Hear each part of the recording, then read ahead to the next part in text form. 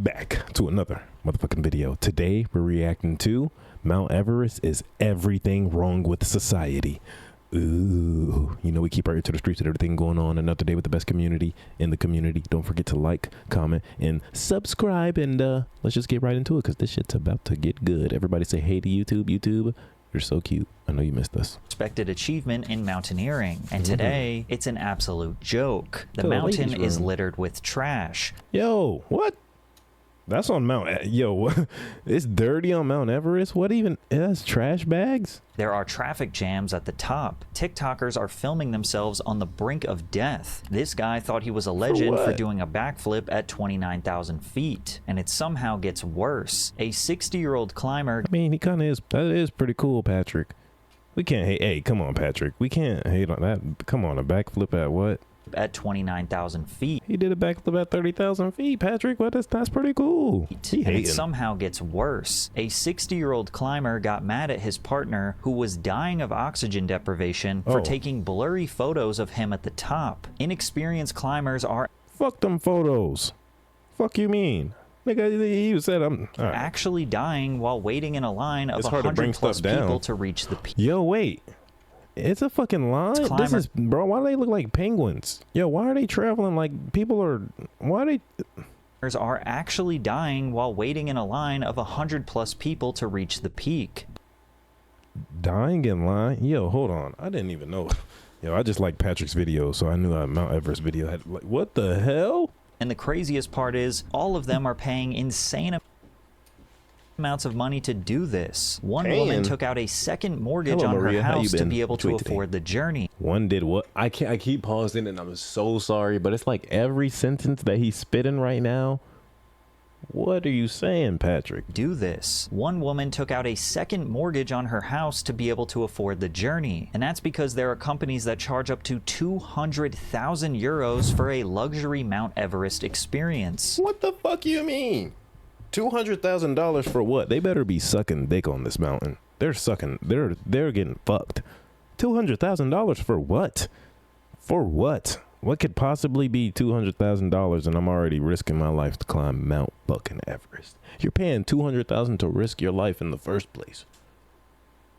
What? Offering private chefs, heated tents, ping pong, and even massage tables, all of which would not even be possible without the native people, aka Sherpas, who are the only people that can actually survive the extreme climate on the mountain. These locals have went from being expert guides to overworked and underpaid workers that are dying so someone else can get bragging rights online. Before I researched this video, I knew it was bad, but I had no idea it was this bad. There's a dark side of Mount Everest that is only getting worse every year, and once you understand what's really happening up there, it completely changes the way you look at the tallest mountain in the world. Starting with the only people worthy of praise for climbing Everest, the Sherpas. Sherpas are the people that migrated from eastern Tibet to the Solu Khumbu district of Nepal centuries ago. After generations of settlement, they had biologically adapted to a harsher climate where most Westerners can barely breathe. Located on the border of Nepal and Tibet, Mount Everest sits at an elevation of 8,948 meters or 29,031 feet. For perspective, that's about 20 to 26 Empire State Buildings stacked on top of each other, depending on where you measure the top, or for fun, it's about 5,696 Danny DeVitos tall. Most humans around the world are biologically not that many Danny DeVitos when you think about it. Unable to survive at that elevation, but when scientists were able, I wonder how many Duke Dennises that is.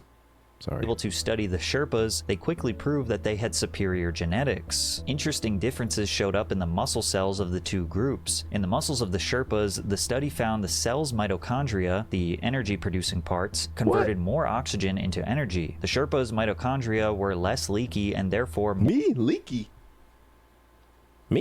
efficient than Westerners' mitochondria. In layman's terms, these niggas superheroes. They're changing their cells. The mitochondria is the powerhouse of the cell. They're changing their cells. They were better at using oxygen. During the climb, Sherpas are the ones maintaining the ropes, checking anchors, and are able to use more energy to make split-second decisions to prevent mountaineers from dying, which is how the very first summit was actually possible. New Zealand mountaineer Edmund Hillary and the native Sherpa Tenzing Zealandia is actually the 8th continent, if you didn't know. Wait, how many continents is it? I'm sorry. Norgay finally became the first men to summit Mount Everest in 1953. Hillary admitted that none of it would have been possible without Norgay and his natural ability to physically use less oxygen in times of crisis. I was leading down the icefall, and when I was crossing a crevasse, a large lump of ice gave way on which I was standing, and I set off down a crevasse. Well, Tenzing, who was following, had the rope tight in a very short time and pulled me up, so I didn't go very far. When people saw the successful Hillary and Norgay expedition, they couldn't wait to be the next people to reach the Bro, he looks like the Wolverine. top. Mountaineers Ernst Schmid and Jurig Marmot used the same route as Hillary and Norgay Why along do y'all the look like X-Men? They look scary as shit. They look like X-Men. For real, I'm not gonna lie. Southeast Ridge, and their climb to the summit was successful. But what these pioneers never expected was that this route along the Southeast Ridge would one day become as crowded as the lines to get. This is the route. This is the only way. This is the only way? Hell no. No, I'm not doing this. Fuck no. Do you know how, look where he is, like these people in the middle right here. You know how easy it is to slide down that shit? Bro, one gust of wind, they're fried. One gust of wind, that's their ass. What the fuck? Get on amusement. Mount Everest is 4,732 Dukes tall. Duke Dennis's. Nice. And park rides. Everyone understands that That's like 1,000 less Danny DeVito's. Damn. climbing a mountain is dangerous, but I think we need to remind these tourists and TikTokers who aspire to climb Everest how this thing is a literal death trap, and that multiple people actually die every year on this journey. But first, we all live busy lives. We don't. I ain't that busy. Smaller than a football field that tourists from around the world fly into to start their trek. The hike from Lukla to the Everest base camp will take more experienced mountaineers around 4 to 7 days, but for the slower and less experienced, it can take as many as 7 to 14 days. 2 weeks. Luckily, along the way, there are beautiful mountain towns and villages with friendly locals. This isn't even the beginning of the true Everest climb, and yet most people will experience the brutal side effects of minimal oxygen at higher altitudes. One previous trekker wrote, "Over 5,000 meters you're out of breath, even going up a couple of flights of stairs. It feels like hiking with the worst hangover you've ever had. Headaches, nausea, dizziness, and blurred vision." YouTuber Madison Clydesdale talked about getting sick halfway through the hike to base camp. It's day 4. Last night I got really sick from, I think, altitude sickness, but it also could have been the pasta that I ate. So I did have to take some Diamox, which is the altitude sickness pill, and once you start taking that, you have to continue the entire time until you've gotten back down to a lower elevation. The reason it takes so long to reach base camp is not necessarily because of the distance, but what? This is the base? rather the required exercises called acclimatization rotations, which are basically just trekkers staying multiple nights in these mountain towns so their bodies can adjust to the altitude. Once a climber reaches base camp, they will be breathing in about 50% of the oxygen they would be at sea level. And 50%? And your body got to get, bro, I thought, and it's like, that's not even just on the 7-day journey he's talking about that it takes people, no? this is where the extreme danger begins. First, they must consider that at any point there can be an avalanche, falling rock, or horrible weather that can kill them. Next to camp is the Khumbu Glacier. What if it's just windy? Like, and what if it's not windy when you go, but it just starts getting windy when you're out there? You're fried. You can't even go, like, you're going to go backwards, or you're going to go, it's nowhere to go. You have to keep going forward. Which shifts around by several hundred meters every year, which means the trail to the summit is never exactly the same. What? Nah, I'm going straight. Why nobody go straight through the middle right there? Why it's not a straight line? Why nobody taking a straight line? Am I tweaking? The 2015 route was the most straightest line, but what's going on? So they go in with a plan, but they must be ready to adapt. After base camp, the climbers are immediately confronted with the most dangerous physical obstacle on the mountain, called the Khumbu Icefall. It's where you'll find the highest concentration of these extremely deep crevasses that require temporary bridges made out of ladders to cross. No. You fall in there, you're like, it's over, bro. How many people y'all think is in there? Like, somebody's in there for sure. Somebody probably tried to jump. Like, come on, man.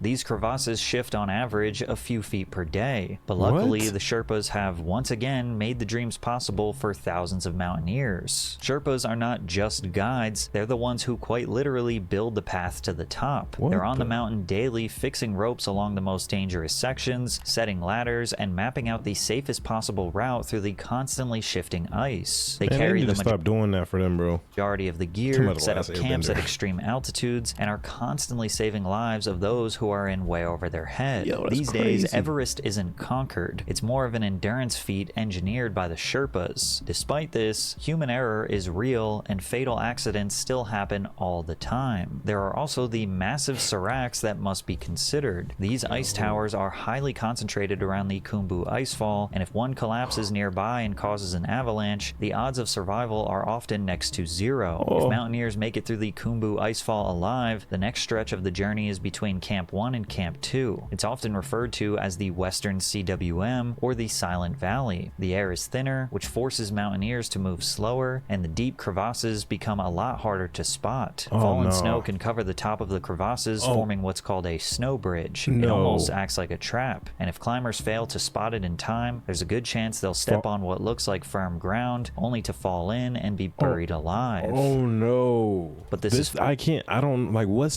far from the only chance a journey. Like, what's even the joy of, like, I made it to the top of Mount Everest, okay? Okay? Like, it's like, what do you do with that reward after that? Like, what do you do after you tell somebody you made it to the top of, do you get paid for making it to the top of Mount Everest? What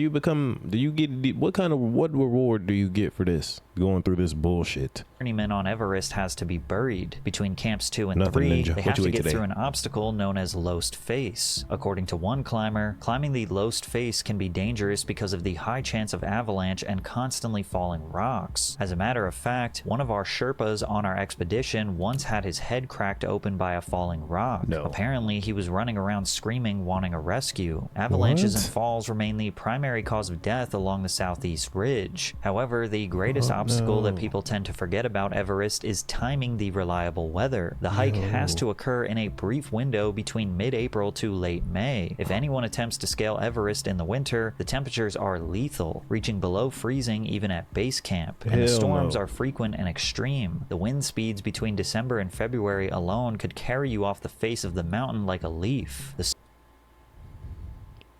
What would I ever want to put my life into any position like this for? Like, what, there's no joy in knowing that any of all this bullshit can happen to me. There's no joy in that. I'm gonna be panicking nonstop. You feel one gust of wind. Oh my God. It's over. Summer is monsoon season, which can Ew. cause heavy rainfall, high humidity, and the risk of avalanches and landslides. No. Fog and cloud cover also obstruct visibility, making navigation very difficult. Camp 4 is the final resting place where mountaineers can set up a tent and sleep. After this, they must reach the summit and come back down in one go, which usually takes about 12 to 18 hours round trip. No matter how Damn. prepared they are, what kind of gear they have, or how many Sherpas are with them, nothing stops your body from working against you, which is why they call it the death zone. This is what people call the death zone. In the world, there are very few human habitations above She thick? 16,000 feet because you just can't keep up. Now all of a sudden you're at Damn, 26,000 she thick feet, as you're hell. I'm sorry. 10,000 feet above that level. And so things are breaking down.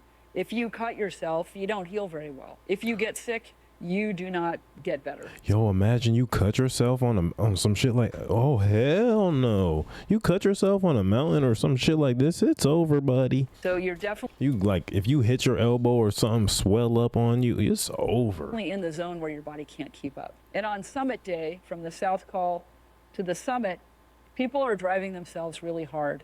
They're typically haven't been eating and drinking very well. They haven't been sleeping well. They're affected by the hypoxia. They may be hypothermic. And so this is the most dangerous place. One, just environmentally, the atmosphere, there's less oxygen. And then two, They're tired from this whole process. But the most She's frightening part I'm gonna of slide my ass all the way down. Hell no, it's crevices. We're gonna get stuck in a crevice. I'm telling you, this shit is bull. I'm not going near here. reaching this stage is how the climate messes with your judgment and self-awareness. Most climbers refer to this as summit fever, where you stop focusing on the frostbite on your body, measuring the amount of oxygen you have left in your bottles, assessing your remaining strength, and ignore the lethal cold temperatures, all because you're so excited to reach the top. The last thing, hopefully, that will bring you back to reality is the hundreds of dead bodies that remain frozen solid as a reminder of what might happen if you lose your mind and fail. On the north side, there's a summit fever victim that acts as a landmark, known as Green Boots, who is an unidentified dead body that many believe died in 1996. And 96?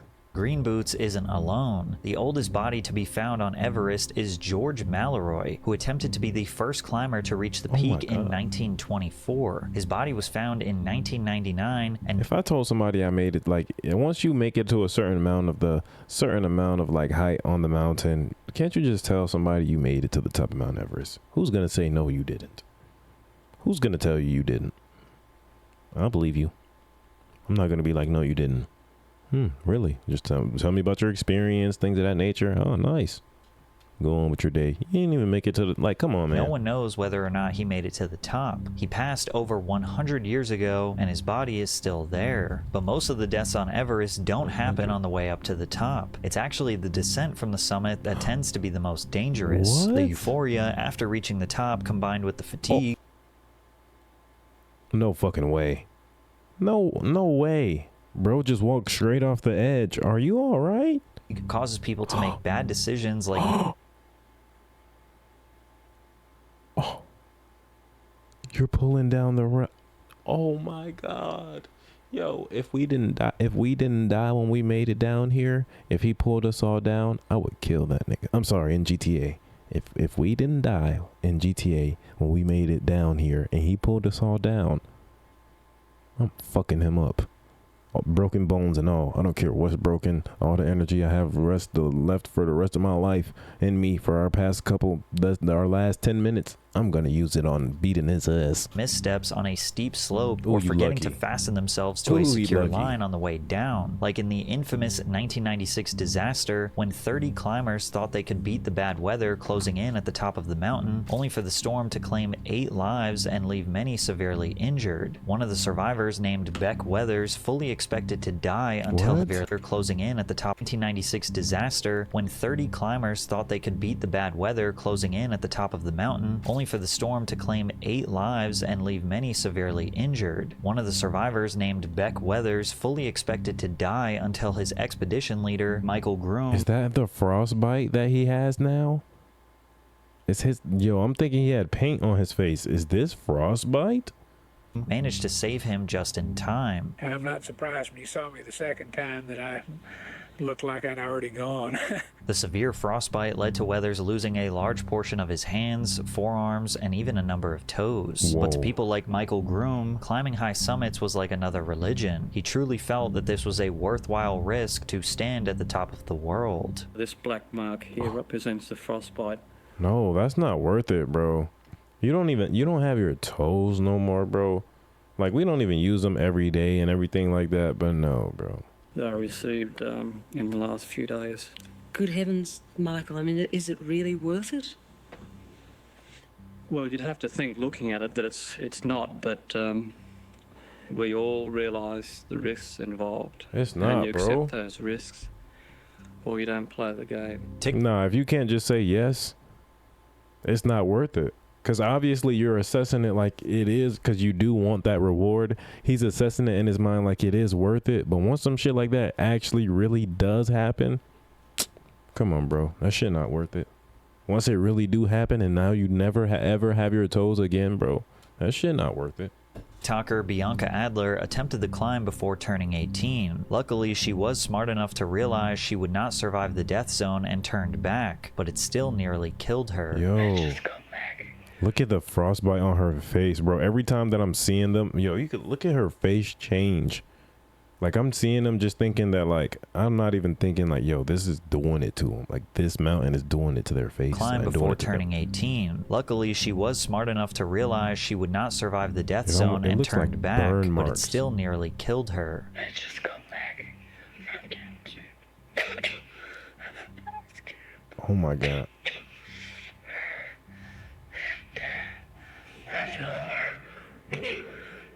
Yo, she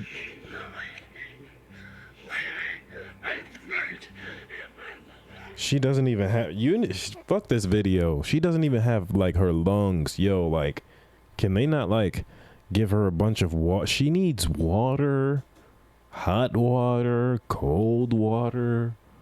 Not cold water, maybe. She needs hot chocolate. Oh my, stop sniffling. Her video racked up tens of bro. millions of views on TikTok, but people weren't exactly sympathetic. It's hard to feel bad for people who climb Mount Everest. Yo. Mind you, she paid for this. Paying Rich is people great. They're problems. paying to Being go poor through has this. saved me yet again. But Bianca is definitely not looking for sympathy. As I speak right now, she is attempting to summit the mountain once again. Now, very rarely there. Bianca doing what? Bianca know exact. So you mean to tell me Bianca saw what happened to her ass last time, and she's finna try this she's finna try it again right now? There are people who complete a successful summit without serious injury that are not entirely delusional. The famous survivalist Bear Grylls climbed Everest at just 23 years old. He's put himself in more dangerous experiences than most people, but he always seems shaken whenever he talks about how he barely escaped the mountain with his life. 2 Russians and a Brit and a New Zealander from other teams, but they're on the mountain at the same time and never came back. And I remember with their teammates, you know, afterwards, just them in tears and sitting with them, and damn, it definitely made me question a lot at the time: is any mountain really worth a life? Of which the clear answer is no. But at the time, sometimes your ambition is, you know, it's like we're going to go for it, and that's why I think now, kind of with a bit of time and experience, would I do it now? Would I take a 1 in 6 chance of not coming home? No. Now, no, because you have more to live for. Facts. From lost That's not limbs worth to it. frozen corpses along the trail to deep crevasses and avalanches that bury you within seconds, you'd think this would scare mountaineers away from ever trying to reach this summit again. But the stories and drama surrounding Everest have only encouraged more climbers to attempt it every year. Bro, look at the that journey line. of climbing Mount Everest has been so romanticized in the past few decades that an entire tourism industry is being built for inexperienced climbers that are totally ignoring the deadly ramifications of their dream to take a selfie on the tallest mountain in the world. By the early 2000s, the focus surrounding Everest had shifted from small commercial expeditions with select groups into dozens of companies attempting to sell the full luxury experience. Many of them, like Seven Summit Treks, 8K Expeditions, Furtenbach Adventures, and Asian Trekking, started offering packages that cater strictly to the ultra-wealthy. Here are some of the service descriptions from these. You know where there's that's what I'm saying, bro. A line at that high, like, imagine like you're stuck behind somebody and some wind starts blowing or some shit. No, you're stuck behind somebody and an avalanche starts coming. No. Expedition companies. A Use them certain as a level of shield. comfort and luxury, like Western chefs, heated lounge tents, roomy member tents with real beds. A zero carbon footprint or our own team doctor are an obviousness for us. Serving you champagne is easy. If you look at Furtenbach Adventures base camp setups, it looks more like glamping than the world's most dangerous climb. They even have hot water showers. Their most premium experience package will cost you 200,000 euros. The fuck which I'ma is do with nearly that? $250,000. But the company climbing the 7 summits takes it a step further. Our spa is fully stocked with a massage. If you spending money on this and your ass is gonna be chilling in the spa and doing all this shit, you're not making it up the mountain. I don't care what you say. You doing all this, chilling at the spa, chilling with the chefs and getting massages. You're not built for this shit. You ain't making it up the mountain. Thanks for the money.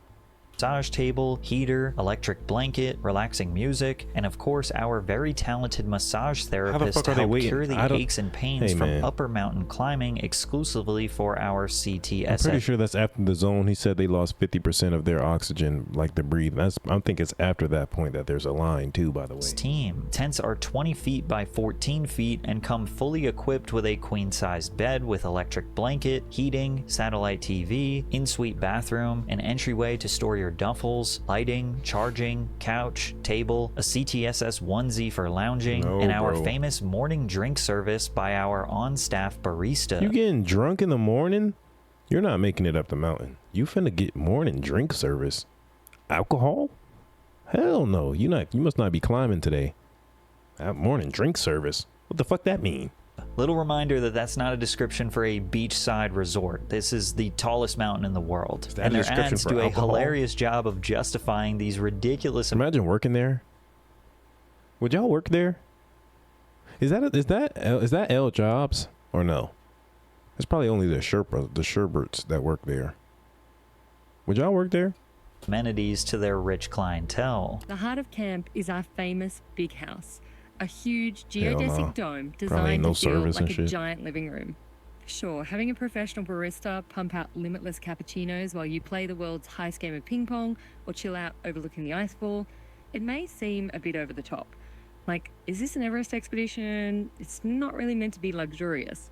But hear us out, because while you may think we're being soft, all of this is actually highly strategic. And yet, the marketing is working. Everest has become a multi-million-dollar cash cow, but the luxury offerings have misled people into thinking they're capable of doing the impossible. According to 3 university professors studying Everest's relationship with the tourism industry, sleeping in heated tents, not preparing their own food, or helping to move equipment does not test mental and physical fitness in such challenging environments. Pushing to the summit may put their own lives and the lives of other climbers and rescue teams at risk. Without all of the extra work people traditionally did at base camp testing their strength before the ascent, many unprepared climbers started marching to their deaths. Like 34-year-old English hiker David Sharp, who made his ascent up Everest from the Northeast Ridge. Receiving initial assistance with Asian trekking, Sharp felt like he could make the rest of the ascent up Everest on his own in what's called an unguided climb. He refused to seek the assistance of Sherpas and only took 2 bottles of oxygen for the ascent, but by the time he reached the death zone, Sharp was reportedly crawling, on the verge of total exhaustion. Over 40 climbers passed him as he settled into Green Boots Cave, slowly dying from the lack of oxygen until he eventually perished. It was one of the first widely publicized critiques of the larger commercial expeditions. Even Edmund Hillary was reportedly outraged about the mismanagement and neglect of a fellow mountaineer. But Sharp wasn't the only tragedy. Out of the 200 summits on both major sides of the mountain... What mismanagement? Bro, these people are knowing what they're signing up for and they're paying money. And it's like if they're not waiting on like the 2 other guides and not waiting on other insight, we can't really... Mismanagement by who? 12 were found dead, but the details surrounding Sharp's death are slightly disputed. Many have pointed out that some Sherpas actually made their way to Sharp's location to supply him with oxygen, but he allegedly refused to move and only wanted to sleep. There's only so much someone else can do to help someone in the death zone. It's not like you can literally drag them down the mountain, and you definitely can't rescue them with a helicopter. Sharp's death serves as a warning about unguided climbs without Sherpas. Then again, Sherpas are not invincible either, and guiding inexperienced climbers has only increased their risk of death. Sherpas that's the worst part about this. These people are like they're already living on the and if they lose their life because of one of these inexperienced climbers, oh my seen word. More by paying customers as service workers rather than expedition partners. In 1992, for example, when the first commercial mountaineering expeditions on Everest began, 22 Sherpas and thank you everybody who's been here every second, every minute. I mean, that's what I should get you to beverage. Put your hands up high. 65 paying mountaineers summited, 1 Sherpa for 3 clients. Nowadays, 2 or even 3 Sherpas for each member of a commercial expedition is common. One YouTuber even explained how his guide was doing all the work for him so they could move faster. And he was going fast. Damn. I don't know why we were going so fast down. We had made great time. We were feeling good. We had plenty of oxygen, but my guy was going so fast. I mean, he was unclipping and clipping for me. I didn't even get the chance to clip my own carabiner, but bro's hey, a pro. I'm not gonna complain. Of course, this has a lot to do with the fact Damn, thanks for the follow, bitch. I mean, thanks for the follow. 20, what you ate today? I'm sorry. that today's Sherpa will basically do anything requested when working for larger companies. On top of guiding you up the mountain, the Sherpas are the ones setting up the 2+ bedroom tents with showers and chefs at base camp. They set up the spa treatment facilities, the medical stations, and they even climb up and down the mountain collecting the growing mounds of trash people leave in the higher altitude camps when hikers don't want to expend too much energy bringing it back down. Yo, that's crazy. They leaving their trash because it's too heavy, like too much to break. Yo, this is a terrible experience all around. Most of these Nepalese Sherpas don't even want to do this anymore. But due to their isolation and poverty, most of them feel like they have no other choice. I mean, over the past 5 years, 32 Sherpas have been killed as part of guided climbs on Everest. 32 among just a few hundred who work there. Yo, what? That makes the job of the Sherpa, per capita, the most deadly on Earth. Oh my God. Why would anyone do such dangerous work? The thing is that there's no option, there's no choice. This nigga speak English? No other work. No other work. What percentage would you say would rather not be here risking their 80 life? to 90%, easy. 9 out of every 10 What is his Sherpas would ethnicity? rather not be here. Yeah, it's sad. And as a result, every spring season leads to more and more Sherpas carrying unnecessary luxury supplies to different Yo, no. How the fuck did he carry that? camps along Everest, risking the possibility of death. In Nepalese Sherpa, that's the ethnicity. 2014, dozens of Sherpas were transporting supplies from base camp, only for 16 of them to be buried after a fatal avalanche. According to the Himalayan database, the ledger keeper of the human death toll in mountaineering, 132 climbing Sherpas have perished on Everest slopes, 28 in the past decade alone. Additionally, while the foreign climbers pay over $50,000 US per climb, a climbing Sherpa will usually make between $2,000 to $5,000 per season. Who's getting the money? The companies is, yo, it's crazy. The companies are squeezing out all the money, and these niggas is the people actually helping these people up the fucking mountain, dying behind this shit. 2,000 to 5,000 per season. They're making 50,000. They're paying 50,000 per climb. These niggas is making 2,000 to 5,000 per season. Companies make a profit, but not much, and it's an expensive affair. That's why they don't need to be doing this shit. Leading multiple climbs. But the Nepalese government sees tourism as a valuable revenue stream for the country. The industry grows bigger every year with little consideration for the Sherpas. Even Tenzing Norgay's own son Norbu has called it out for the troubling business it actually is. You know, I call it Everest Inc.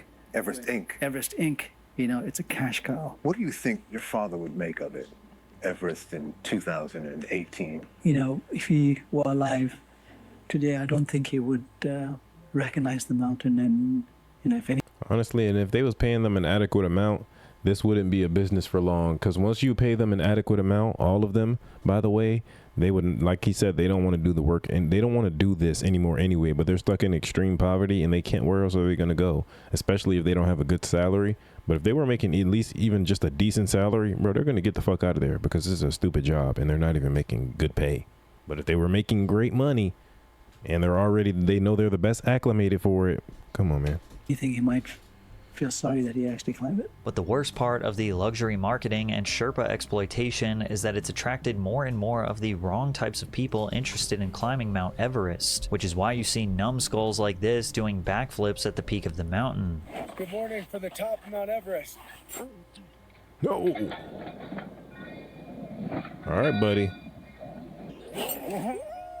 Sherpas saying to themselves, if you had so much extra energy, why am I carrying your Everest's continued popularity has led to some of the most disturbing and honestly embarrassing stories the mountain has ever seen. In 2012, a Canadian woman named Shreya was desperate to make her way up to the Mount Everest summit in the middle of a poor climbing season. Ironically, she was born in Nepal, near Everest, but spent most of her life in India and finally Canada. However, when her father flew her up in a helicopter as a child to see the top of Everest, she became convinced it was her destiny to reach the summit on her own 2 feet. But But regardless of her Nepalese heritage and patriotic ambitions, Shreya was not a professional climber. Her training leading up to Everest was rock climbing at her local gym, martial arts, and carrying a 44-pound backpack for 11-mile runs in cold weather. These were impressive fitness regimens, but using it as training for Everest is like saying daily walks in your neighborhood qualifies you for an Ironman challenge. Wearing rented gear and posing in front of a green screen for a fake Everest photo, Shreya created a website to ask for donations to fund her journey. This is my dream and passion, and I want to do something for my country. Nothing is impossible in this world. Even the word impossible says I'm possible. You'll find this is extremely common for people who want to climb Mount Everest. This is their big dream. How the fuck did they find that? That's like a GoFundMe though, right? If she's not some type of like content creator or something like that, how the fuck they find that GoFundMe to help her just pay for Mount Everest? Like, who found it and like was like, yeah, I'm gonna help this lady? Who? This is their magnum opus, and they expect people to care. And to no surprise to all of us, nobody donated to Shreya to help her achieve her dream. Nobody found it. My fault.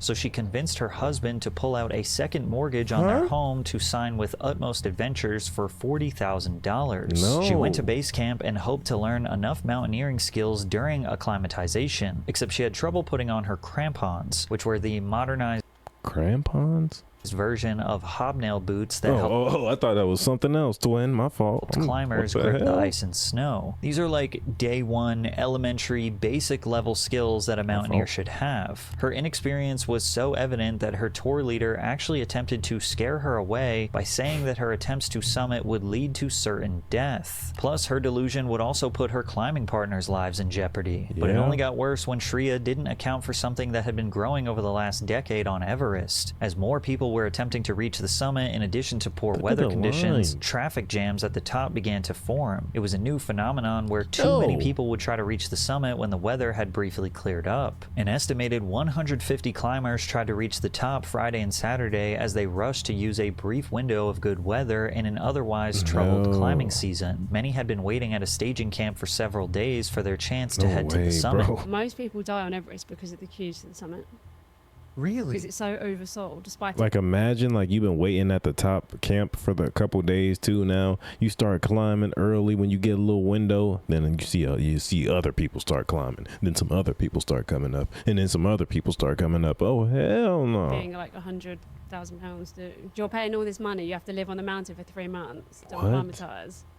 And then there's a chance that you may not do it. When Shreya was reaching the summit, she was showing levels of hypoxia that caused a number of Sherpas to advise her descent. Sherpa Takuri says he begged the Toronto woman to turn around, telling her that she'd already been up in the death zone too long, and warning that the weather was turning. Shreya shook him off. She was saying, I don't want to go back. There's no way. I'm going to the top. The climbers are technically supposed to formally agree to listen to their guides, but people's own egos can lead to their demise. The problem is that if she doesn't listen, there is no way we can carry her down. Takuri says matter-of-factly, she wasn't the only one to ignore his advice. A 16-year-old Nepali girl and a Swiss man also opted to continue. 16. Sadly, the Sherpas would be proven right when Shreya lost her bearings during the descent and slowly started to die. She decided to rest in the death zone, and I think we know what happens when you rest in the death zone. Her retrieval was determined to be too dangerous to attempt, and she died wrapped in the Canadian flag. A PhD in counselor education and supervision, Dr. Todd Grande outlined overlooked problems of inexperienced and, quite frankly, unwealthy people attempting the climb. The decision to borrow money put her under a tremendous amount of pressure to succeed. Perhaps she thought that if she failed, she would never get another opportunity to climb the mountain. She was going to need years just to pay off the debt from the first trip, especially considering how the interest would accumulate. By the time she reached Nepal, she had already made up her mind that she was going to stand on the summit of Mount Everest or die trying. Nothing else mattered to Shreya. Her life did not matter. Other people were expendable as well. Making it back down the mountain was not her area of focus. She was only interested and reaching the top. Delusional people arguing with the expert Sherpas knowing that they're going to die has become more common. A Sherpa named Norbu said that he had to waste his energy fighting a man in the death zone just to get him to stop climbing. We had a big argument, and I had to tell him he was risking the life of 2 Sherpas as well as his own before he would come down. He couldn't even walk properly. We had to slide him down with the ropes, so by the time we reached base camp he was really grateful. Gordon Janot with Alpine Ascents has talked about how companies are lying to customers because telling them they will likely die isn't good for business. And then inexperienced climbers are lying to themselves because of their desire to become a legend without considering the very real people who would have to deal with the consequences of their actions. Even with these things going on, we're getting calls like, I heard about the disasters, but hey, what does it take to climb Everest? You know, we'll give them a 3 or 4 year routine. But also, unfortunately, people are doing 1 or 2 smaller climbs. They felt like they've done well. They're contacting an outfitter saying, can I give it a try with this kind of experience? And they're saying yes. So a combination, I think, of people misreading what it takes to climb Everest, and perhaps some of the guide services misreading what should be expected from clients before taking them on this mountain. But what's even more insane is the story of a man who did make it back alive, but felt like he didn't get his money's worth because of his demands that the Sherpas wouldn't comply to. In 2017, a retired Pakistani colonel named Abdul It's too dangerous to bring him back down the mountain. He arrived at base camp ready to reach the summit, and while he claimed to have summited other mountains easily, most of these senior Sherpas refused to go up the mountain with him. He was 60 years old, incredibly slow, and most of the expedition team felt like assisting him would result in certain death. Now, any normal business would probably take the advice from veteran Sherpas and refuse the service, but Abdul insisted after spending the money, and they forced a young Sherpa named Sangay to take him to the summit. The combination of Sangay's lack of experience and Abdul's lack of speed turned out to be a disaster. By the time they reached the south summit before reaching the top of Everest, Abdul was already running out of oxygen, on top of the fact that they were waiting behind other climbers. But Abdul recalling his experience sounds like a bad Yelp review. The oxygen I was already carrying finished at the south summit. The second bottle should have brought us back to the south summit, but it finished at the Everest summit. He also went on to blame Sangay or a team member for messing up his bottles, saying he may have opened the oxygen valve too much while fitting it on me, or maybe the cylinder was half full and he didn't check. Who knows? And if it wasn't for the summit fever, the two might have started their descent. But the summit was so close that Sangay and Abdul decided to go up anyway. Sangay was visibly suffering, but Abdul didn't seem to care. All he cared about was his self-image on top of the mountain. You can tell that the Sherpa was possibly suffering from hypoxia just by the way he handled the camera. He didn't take a single good photo. He couldn't even hold the camera straight. Cut this part or that part of my body out of the frame. There's only one photo where he managed to get my face properly. But by the time they started the descent, it was too late. Sangay was losing consciousness, and Abdul could only complain others didn't stop to help. I believe there would have been some oxygen cylinders at one of the dumps. So many people crossed us. I requested them to help, but no one looks at you. No one helps you. One guy asked me if I was from one of the 7 Summits team. I said yes. He took a photo of me and just left. Before the two nearly froze to death, a Sherpa-led rescue team retrieved them, but Sangay didn't make it out in one piece, losing most of his fingers and later traveling to America for prosthetics. What? Literally everyone from mountaineer experts to Sherpas agree that Everest is overcrowded and as a result will only lead to more people dying. And the Nepalese government is fully aware of this, but they just make too much money to care about it. How many of the climbers that you permit to climb do you think are well qualified? Maybe around 50-55%. 50%. Fuck no. Fuck no. I think at max 40%.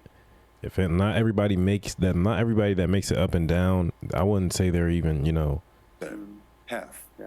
In 2019, Everest experienced their best financial season yet. Instead of focusing on moderation and safety, Nepal issued a record-breaking 381 permits for the upcoming climbing season. But when people started piling up at base camp, it turned out that the weather was some of the worst they had seen in several years. It was now getting into late May, and the opportunities to find a perfect summit window were becoming scarce. On average, there are only 7 to 12 days for summit opportunities where people can take their selfies and descend safely. early. The perfect day in 2019 was on May 22nd, which led to a complete disaster. Lines leading to the summit resembled more of a line to a theme park ride rather than a hike to the world's highest peak. The New York Times followed the story of an Arizona doctor named Ed Doring. He had worked his entire life to reach the summit, only to enter the death zone and see people literally fighting each other for the perfect photo. The Times wrote, climbers were pushing and shoving to take selfies. The flat part of the summit, which he estimated at about the size of 2 ping pong tables, was packed with 15 or 20 people. To get up there, he had to wait hours in a line, chest to chest, one puffy jacket after the next, on an icy, rocky ridge with a several thousand-foot drop. Doring recalled, "It was scary. It was like a zoo." According to Sherpas and climbers, some of the deaths this year were caused by people getting held up in the long lines on the last 1,000 feet or so of the climb, unable to get up and down. I was surprised at how many...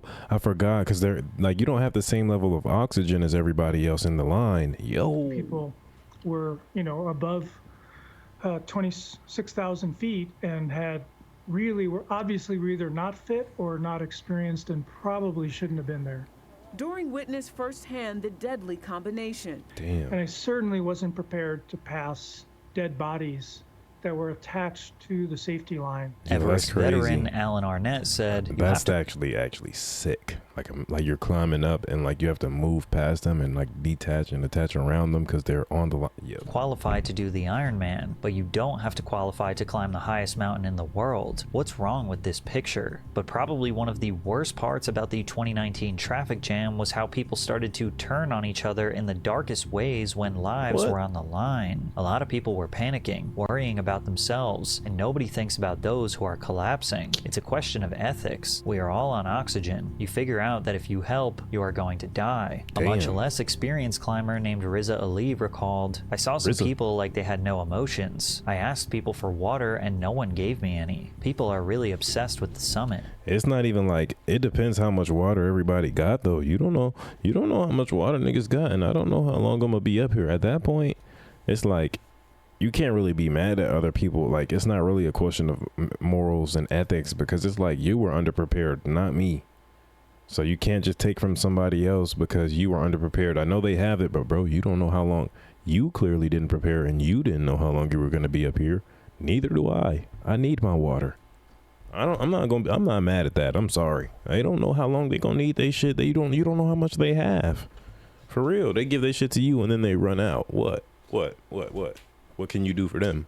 Now they gonna die. They are ready to die for the summit. The 2019 traffic jam and other acts of negligence contributed to another record death toll of 11 people that season. The Director General of Nepal's Department of Tourism said in response, "If you really want to limit the number of climbers, let's just end all expeditions on our holy mountain." But of course, they didn't do that. They did the exact opposite. By 2023, Everest had another record-breaking season of climbing-related deaths. The Nepalese government recorded 479 Everest-issued permits and 656 summits. Of these, 393 were Nepalese climbers, mostly porters and guides, who needed no permit. 3 Sherpas died under a collapsed serac while making the route easier for inexperienced hikers to climb the summit, while other climbers died when their health failed due to lack of experience and blind ambition. Across all 13,737 recorded summits through December of 2025, the overall death rate stands at 1.06 deaths per 100 summits. Damn. And while 1% doesn't sound like a wild number, it's important to remember that most of these successful summits are made by returned climbers, experts, and Sherpas who practically live on the mountain. As Bear Grylls stated, the actual chance in the average climber dying on Everest is about 1 in 6. But for a growing number of people, the dangers don't seem to matter. They could be elderly, have heart conditions, bad lungs, or whatever else, and the statistics show that the danger only makes them more interested in putting themselves and others in harm's way to complete an almost impossible challenge. It seems evident that these climbers are clearly searching for something deeper, a purpose or an accomplishment that they can attach to their identity. They make these deeply emotional documentaries about growth by pushing through near-death moments, even though they put themselves in these situations willingly. Like, that's what's crazy about it. Remember what I was saying? Like, what reward do you get from this after, hey, I made it to the top of Mount Everest?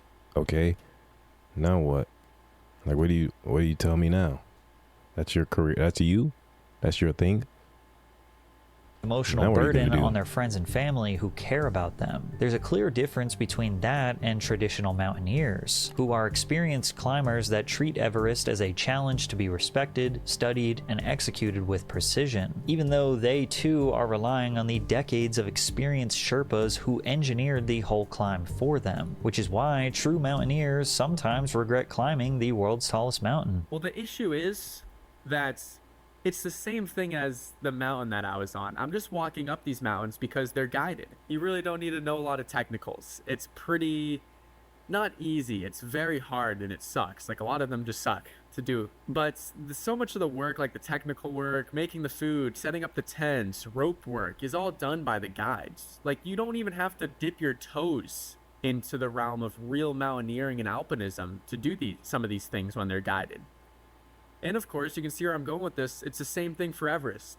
It's guided, there's fixed lines, you have people making the food, boiling the water, setting up the camps, and you kind of do just have to walk up it. But the other obvious reason why people are so desperate to do this climb is how the tourism industry, as well as the abundance of social media coverage, has reduced Everest to look like a tough hill to climb up in the cold. Sherpas are constantly resetting and checking the ropes, adjusting the ladders, and moving dead bodies out of the way to ensure rich clients will make it to their 50-foot heated tent with a ping pong table and barista in it. Not to mention that everybody seems to be ignoring the 40 to 50 metric tons of trash from the highest camps that these people leave behind, showing they have absolutely no respect or regard for the mountain or environment. The very top of the mountain is absolutely covered in trash and flags from people leaving behind their marking. At this rate, one day you probably won't even be able to see the snow up there. Yo, that's crazy.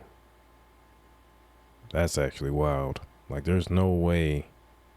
And the job of cleaning all of this up is once again left for the Sherpas, which is why many of them are trying to quit working for tourists and convince their children to live better lives. See, that's what I'm saying. And if they was just making just enough money, this wouldn't be an industry for that much longer. Even if it leads to less pay. Now, it should be mentioned that Nepal has started experimenting with drones to deliver vital supplies like oxygen bottles into the death zone for safety. If technology and funding are applied to the right places, this would likely lead to fewer deaths.